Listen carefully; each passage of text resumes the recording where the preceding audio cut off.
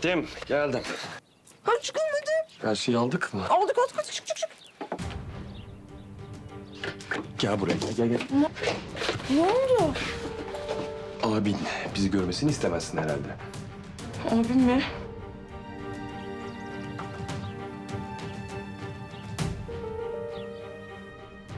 Biraz uzaklaşsın öyle çıkalım olur mu?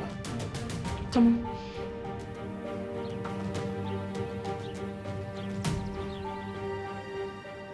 Kapalı ya. Hala kapalı telefonu. Ben toprağı arıyorum. Ben emniyet müdürüne gidiyorum. Yavuz arabayı hazırla. Ece'yi ara. Ece'yi o biliyor. Arzu arıyor Arzu. Arzu kızım neredesin sen? Anne terliğini mi özledin? Anneciğim telefonun şarjı bitmiş. Şimdi fark ettim. Şimdi takabildim ya telefonu. Bekleyemem ben. Neredesin sen kızım? Bu saate kadar neredesin? Anneciğim birazdan eve geliyorum. Orada anlatsam olur mu? Hayır şimdi anlatacaksın. Anneciğim lütfen ya. Bak baban, dedem, ben bekliyoruz. Hemen buraya geliyorsun. Hemen.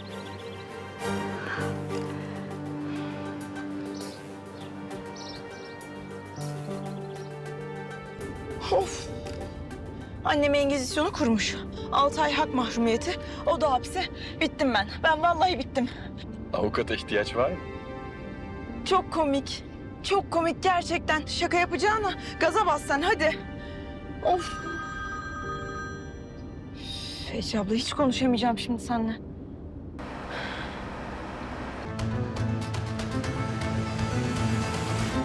Neredesin sen? Anlat bakalım dedene nerede olduğunu. Bir zahmet babana da anlat.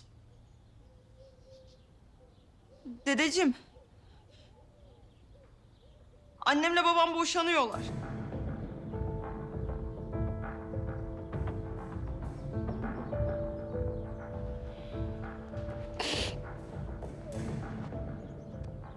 Annemle babam boşandıkları için ben çok üzüldüm. Gerçekten çok üzüldüm. Arkadaşıma gittim. Bütün gece arkadaşımda kaldım. Zaten çok ağladım. Lütfen bir şey yap, ayrılmasınlar. Ne anlatıyor bu kız? Ne boşanması Halil?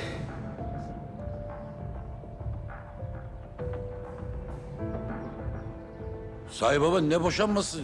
Yok öyle bir şey. Kızım sen çık bakayım odana. Çık odana. Çık odana. Çabuk.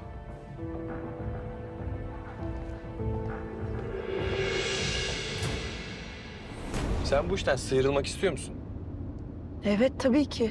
O zaman öncelikle dikkatlerini başka yöne çekeceksin. Nasıl yani? Annenle baban boşanıyor diye üzülmüyor muydun sen? Evet. Şimdi direkt eve gidiyorsun. Ağlamaya başlıyorsun. Ne olur boşanmayın diye sarılıyorsun onlara. Sonra en yaşlıya oynamaya başlıyorsun. Yani dedene. Öyle en sert göründüğüne bakma. Kalbi en yumuşak olanlar her zaman en yaşlılardır. Anlaştık. Tamam. Sen kim oluyorsun da benim kızımı boşuyorsun ha? Sen benim fabrikada 3 kuruşluk işçiydin lan. Açlıktan nefesin kokuyordu senin. Seni bu hale ben getirdim. Nankör! Ayıp oluyor yalnız Rıfat ağa. Ne ayıbı be? Babacığım bağırma. Biz boşanmıyoruz. Konuştuk, hallettik. Halil beni çok seviyor. Öyle değil mi Halil?